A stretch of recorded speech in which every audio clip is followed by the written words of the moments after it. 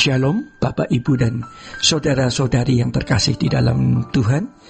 Kebenaran saat ini berjudul Hikmat Manusia atau Hikmat Roh. Saudara-saudara, manusia termasuk orang Kristen punya banyak alasan untuk membela perilaku dan tindakan mereka. Dalam konteks anak-anak Allah, kita juga punya alasan terhadap perilaku kita yang pada intinya tidak akan dilakukan oleh Tuhan Yesus kalau Tuhan Yesus hidup pada zaman sekarang. Tetapi mengapa kita masih melakukan? Jawabannya dapat kita lihat di dalam 1 Korintus 2 ayat 1-3. Demikianlah pula ketika aku datang kepadamu, saudara-saudara, aku tidak datang dengan kata-kata yang indah atau dengan hikmat untuk menyampaikan kesaksian Allah kepada kamu. Tentu hikmat di sini maksudnya adalah hikmat atau kecerdasan yang dia miliki sebagai teolog.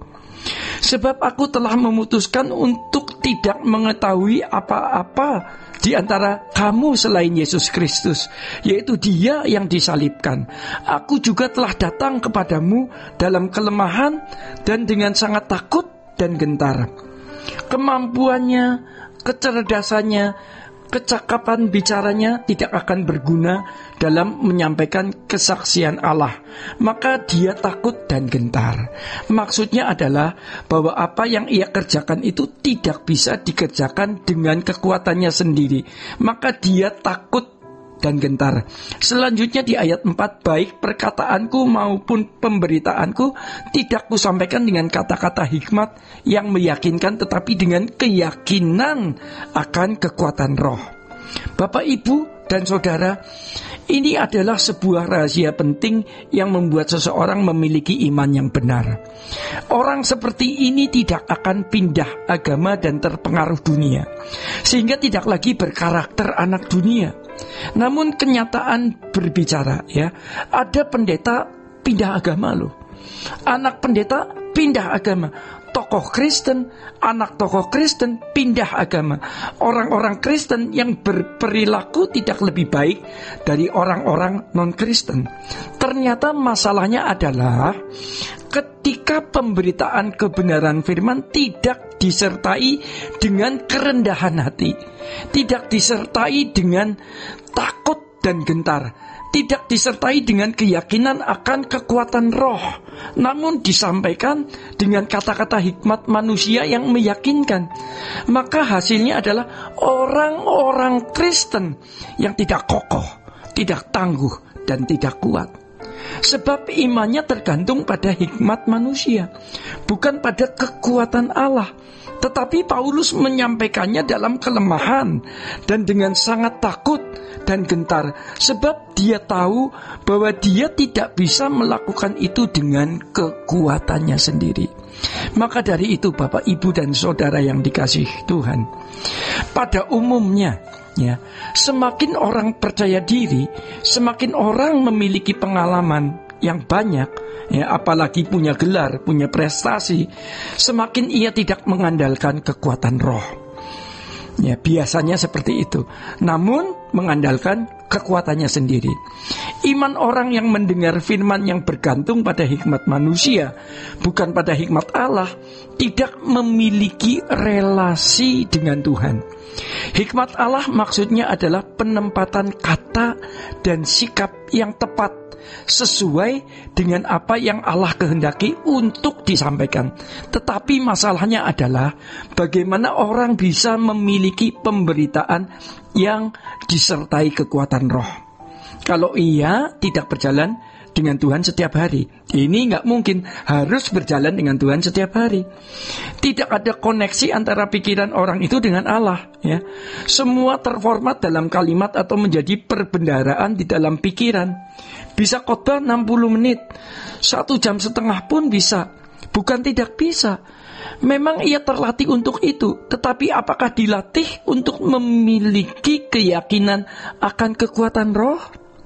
Untuk itu seseorang tiap hari harus berjalan dengan Tuhan. Setiap hari, continue, permanen, harus berjalan dengan Tuhan. Bagi para orang tua, coba perhatikan mengapa kadang nasihatmu kepada kepada anak-anakmu seperti angin lalu, dianggap ringan. Ya, sama seperti pembicara firman tadi. Karena kita mengandalkan kekuatan diri kita sendiri, merasa telah memiliki pengalaman hidup dan nikmat manusia. Namun apabila kita mengandalkan kekuatan roh, ya, di dalamnya ada kekuatan Allah, pasti nasihat kita akan bergema lebih kuat. Di sisi lain, banyak orang tua yang pada saat berbicara kepada anak seperti senapan mesin, ya, seperti senapan mesin. Banyak kata, tidak ada jeda, ya. Namun anak-anak tidak merasa tersentuh. Maka dalam hal ini kita tidak boleh bicara sembarangan lagi, ya Bapak Ibu. Kalau tidak perlu diucapkan, jangan diucapkan. Termasuk apa yang kita sampaikan melalui medsos atau gadget. Kalau tidak perlu membuat kalimat untuk orang tertentu, maka tidak perlu menulis sesuatu. Kadang-kadang kita bermaksud untuk lucu-lucuan, ya. Kalau kita mau memiliki lidah yang berkuasa, tidak ada lucu-lucuan seperti itu. Belum lagi lucu-lucuan di situ mengorbankan orang atau ada unsur jorok atau porno. Kita bisa menyampaikan kata-kata hikmat yang meyakinkan dan orang jadi percaya. Misalnya, orang yang bekerja sebagai sales yang berpengalaman, ia bisa meyakinkan orang dari tidak bermaksud memberi, jadi membeli. Tetapi jangan coba-coba dengan pekerjaan Tuhan. Ini firman Allah, bukan melulu hasil seni berbicara, tetapi hasil dari kekuatan roh. Tidak salah dengan ilmu atau seni bicara, tetapi itu semua hanya teori. Nyatanya banyak orator atau pembicara hebat, tetapi jemaat tidak berubah, malah pindah agama. Pertanyaannya, ya, yang harus ada di dalam diri kita, di mana letak salahnya? Bapak, Ibu, dan saudara-saudari yang terkasih di dalam Tuhan, demikian kebenaran saat ini. Tuhan Yesus memberkati. Sola Gracia.